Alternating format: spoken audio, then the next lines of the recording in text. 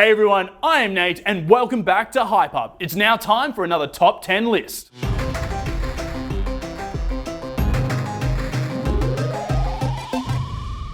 In today's video, we are going to be having a look at the top 10 spiciest foods of all time. I can't handle spicy food normally because I bite the inside of my lip. It's a horrible habit, similar to chewing on fingernails, but because of that, I can't do spicy food because it really just hurts my mouth. I'm so manly.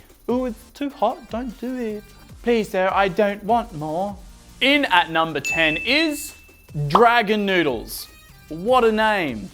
If you wanted a spicy and easy to make snack to start off this list, why not try Dragon Noodles?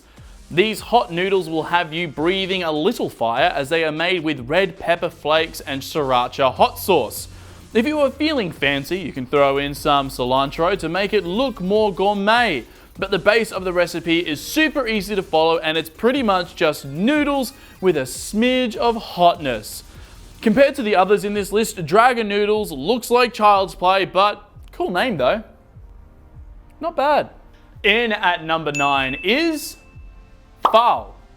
An English curry shop in Birmingham offers customers a dish claimed to be the spiciest curry dish of all time. It's kind of like if a spicy chili and the face of the sun had a baby together. This insane curry dish is made with over a dozen of the nastiest ground chilies you can find and is so spicy that the chef making this dish has to gear himself with a gas mask. That is some serious searing smell. Just look at this guy. He looks like he's coming straight out of an apocalyptic movie about how the chilies took over the world. One meal at a time. Dun dun dun! Spicy. That's spicy. In at number 8 is the Szechuan Spicy Hot Pot. The origin of this traditional Chinese communal meal goes back to workers from the 20th century. Back in those days, not everyone could afford good cuts of meat and would sometimes have to settle for something called offal. What is offal? Entrails and organs! Being super resourceful though, the workers that had to settle for offal and discarded cuts of meats discovered that the taste and quality of meat didn't matter much if you served it to a ridiculously hot, boiling broth. You can't tell what it tastes like if you burn and your whole face is numb while you're eating it.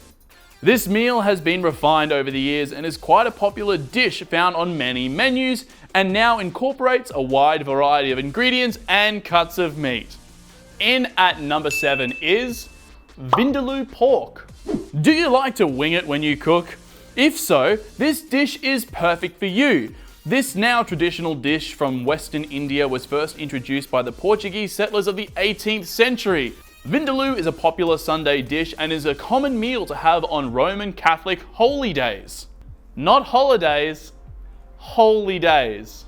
The recipe for this one is strange though, as no one seems to be able to agree exactly what it's supposed to be. Should it be made with wine or vinegar? Do you have to add potatoes or do you just throw in whatever you have on hand? Should you pour in lemonade? Yeah, maybe not lemonade, but you get the point. Because the dish has such a vague set of ingredients and preparation, ordering it is always going to be fresh and different as no two servings will be the same. The only thing all these versions have in common is a heap of chili powder and spice. Vindaloo, more like Vindahoo. Vindahoo made this dish. In at number 6 is maybe shrimp Creole. I don't know how to say it, but it sounds like Creole. That. Like seafood? Why not try your hand at this French-inspired spicy boy? Shrimp potential Creole finds its origins from the communities of Creole, a group of people whose ethnicity is a maybe Malang? We'll have something else say that. That means variety for those of you playing at home. Hashtag fun facts with Nate.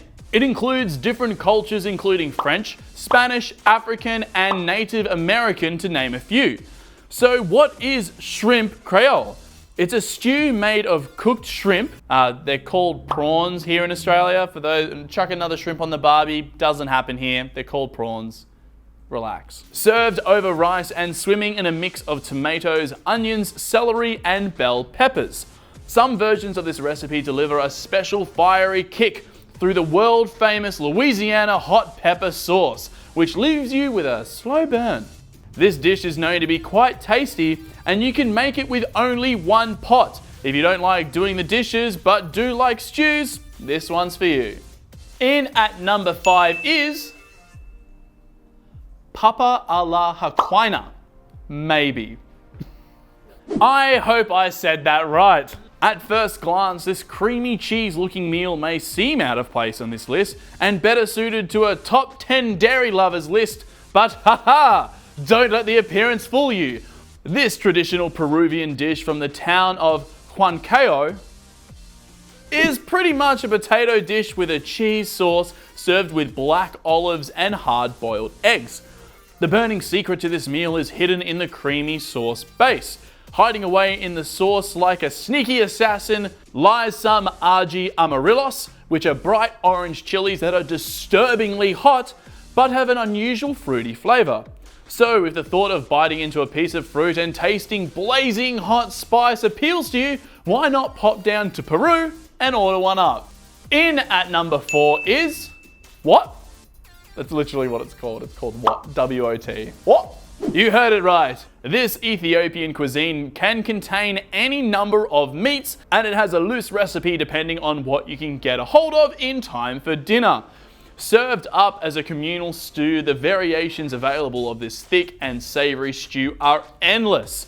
The only staple for this one is that, you guessed it, it's spicy. Usually eaten with a large sourdough bread called inaja that is made from fermented teff flour. This fiery, bright red and flavorful stew uses spices that are toasted and then grounded up to draw out the maximum flavor possible, and can leave you lingering a burn that will make you say, what? In at number 3 is bunny chow. Fun fact, this dish is not made of rabbits or for rabbits. This dish has found its way around the world and is common in culinary hotspots like London. Originating from South Africa, it was first made popular in the city of Durban, the 3rd largest city in South Africa. This meal was made popular by the Indian communities of the world all the way back around World War II. This is a simple dish made by carving out a loaf of bread and filling it with a curry made from various meats and beans, and pairs well with a cold beverage on a hot day.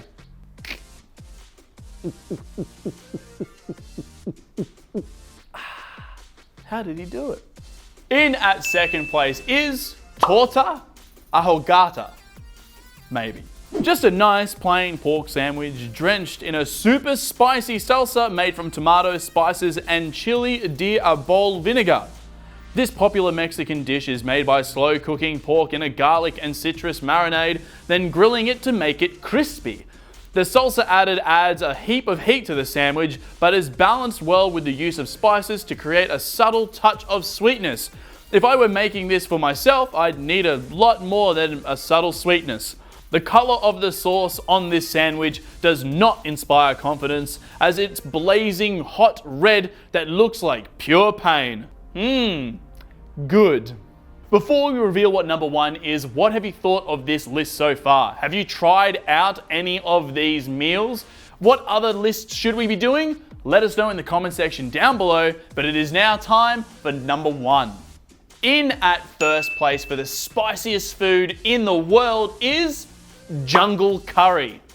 Strap in, because this one is hot. Also known as forest curry or kangpa, jungle curry originates from northern Thailand, an area known best for its, wait for it, jungles. This hella spicy curry traditionally is quite thin and watery, and unlike many other Thai curries, does not contain any coconut milk. So what makes this particular curry dish so hot it deserves to be number 1 on this list? I'm glad you asked.